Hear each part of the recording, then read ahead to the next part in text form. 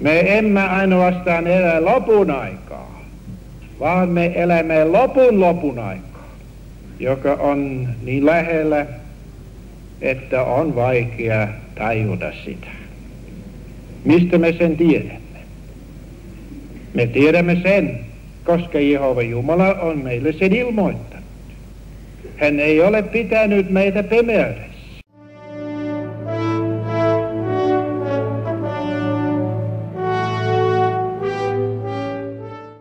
Me tiedämme, koska Jehova on antanut meille valoa, tietoa.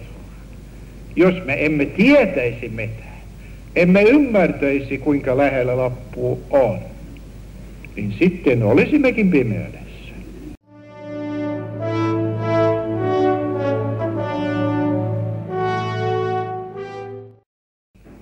Se merkitsee, että paratiisin ennallistaminen alkaa.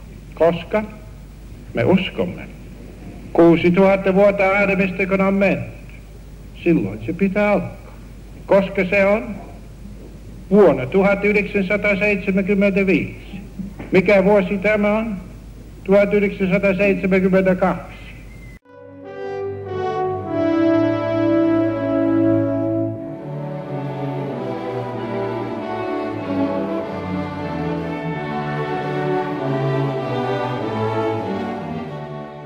Suuri Babylon hävitetään kohta. Se on jo kukistunut, mutta se hävitetään aivan muutaman lyhyen vuoden kuluessa.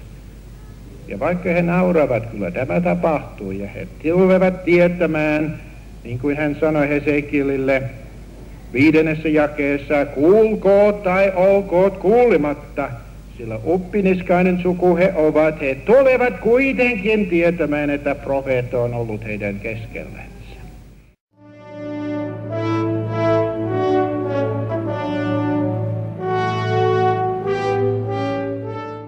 Nyt ei sen tähden ole aikaa olla välinpitämätön eikä itse tyytyväinen. Nyt ei ole aika leikitellä Jeesuksen sanoille, että siitä päivästä ja hetkestä ei tiedä kukaan, eivät taivasten enkelit eikä myöskään poika, vaan Isä yksi. Nyt on päinvastoin aika, jolloin pitäisi olla vankasti tietoinen siitä, että tämän asian järjestelmän loppu on nopeasti tulossa väkivaltaiseen loppuunsa.